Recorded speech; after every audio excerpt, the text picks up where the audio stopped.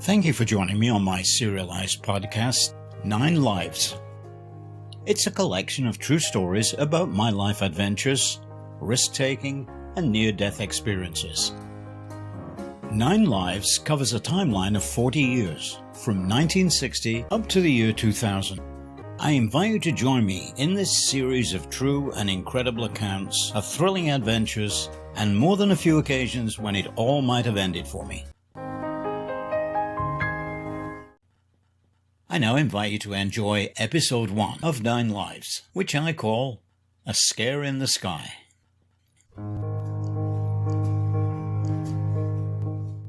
Let me recount what happened on an early summer's day on the central coast of California. It was intended to be just an ordinary flying day for me on a trip that I'd taken many times from the central coast to the Bay Area. There were 6 of us on the flight, all flight instructors attending a seminar at San Jose. As usual at this time of the year, there were dense clouds at the airport due to onshore flow, which is when the winds blow from the west to the east, bringing the moist Pacific Ocean air over land that has cooled overnight. This creates a dense marine layer of clouds that stretch inland for miles over the central coast of California. This dense cloud cover can go from the surface up to about 4,000 to 5,000 feet. It lasts for several hours in the morning and disperses when the land warms up later in the morning, around noon, resulting in clear, sunny afternoons. We all arrived at the airport around 8 in the morning for a planned 8:30 departure. We were, however, advised by air traffic control to expect a delay of about 30 minutes until the base of the clouds reached 200 feet above the runway. That was the minimum for takeoff and landing at that airport.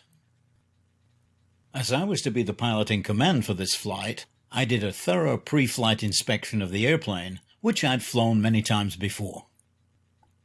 Everything looked okay, so we went over the flight plan, which showed that even with a 30-minute delay, we could still expect to land at San Jose in good time for the seminar. Because of the dense layer of clouds, this flight was to be conducted under IFR, that's Instrument Flight Rules, in compliance with FAA regulations. To save time in the morning for an early morning departure, I filed my IFR flight plan with the FAA Flight Service Station the night before.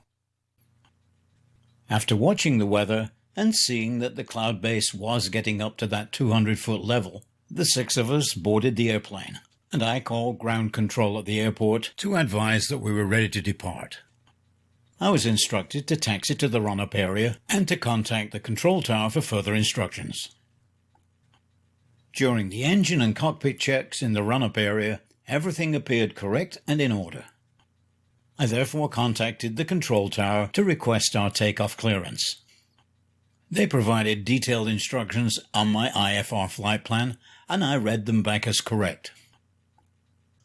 The initial instruction was to climb on the runway heading of 300 to 1,000 feet, and then turn right to heading 330, which would take us 30 degrees off the center line of the runway. This was to be our initial heading for the first 4,000 feet of the flight, after which we could expect a different heading and a higher altitude. We were cleared for takeoff and entered the clouds just a few seconds after leaving the runway, and would remain in those clouds for about another 8 to 9 minutes until topping out at 4,000 feet. After reaching 1,000 feet and turning right to heading 330, the airport tower controller instructed me to contact departure control on an assigned frequency. These would be the air traffic controllers who would handle the next segment of our flight.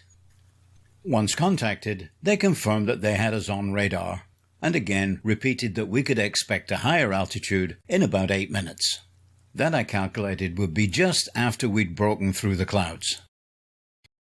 Continuing the climb at about 500 to 600 feet per minute, the 325 horsepower Continental engine was running smoothly with that familiar sound of that engine. Suddenly, at about 3,500 feet in the air, things started to turn bad. I first knew something was wrong when I heard the smooth drone of the engine abruptly changed into a sputter, and the instrument panel began to shake violently. So violently that I could hardly see the critical instruments needed to fly the airplane. Out of the cockpit window was nothing but a mass of dense clouds. Visibility was zero. It was immediately apparent that this was a very serious situation and potentially a life-threatening event. It was evident, though, this was either an engine problem or a propeller problem, and now my years of training in emergencies and training others came into full play.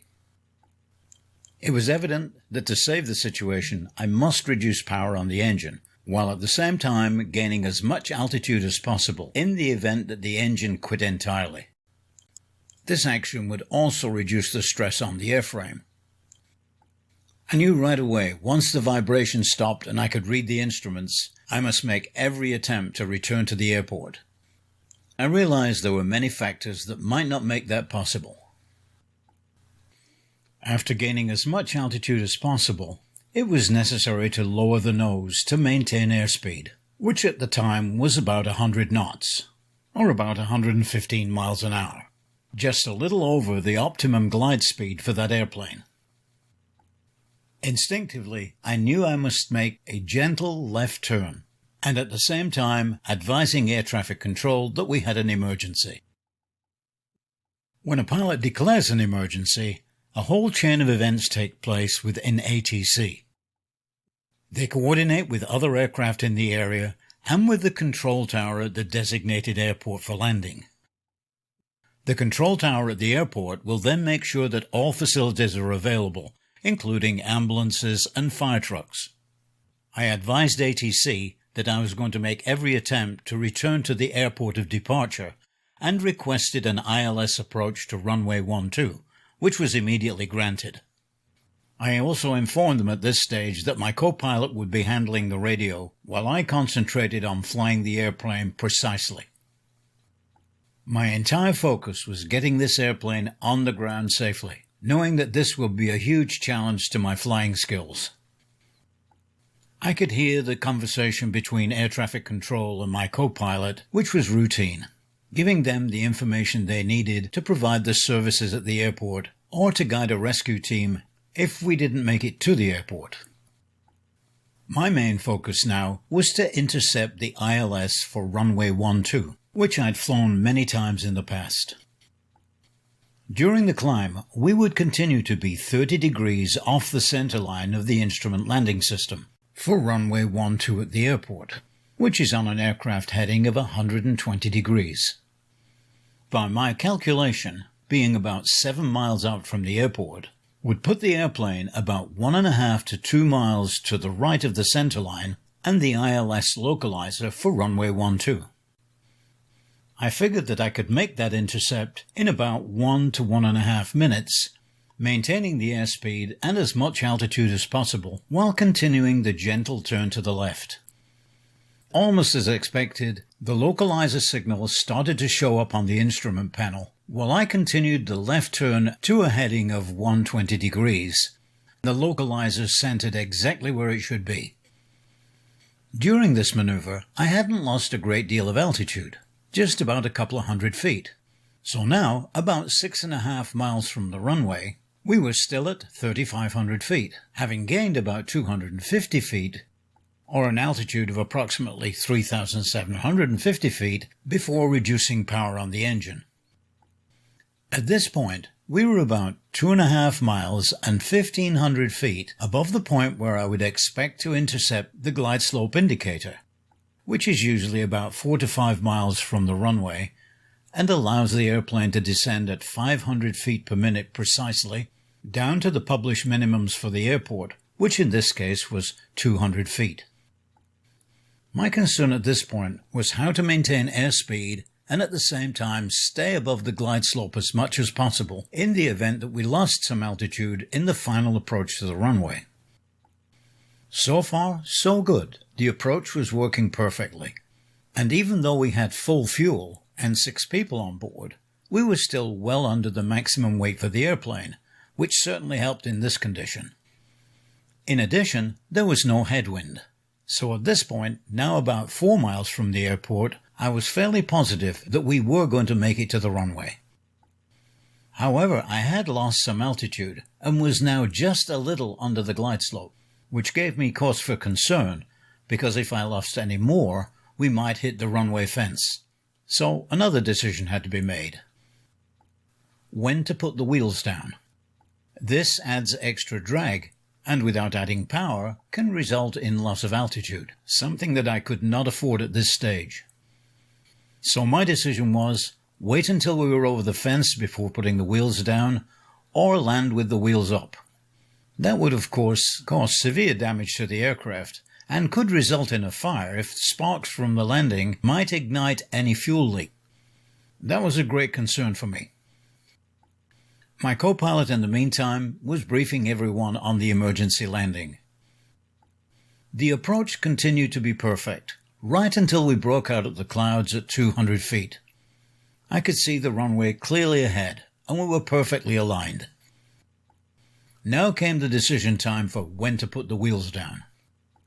I elected to wait until we were over the fence. Once cleared, I hit the gear lever and heard that comforting sound of the wheels starting to come down, still not knowing whether they'd be completely locked down before the landing.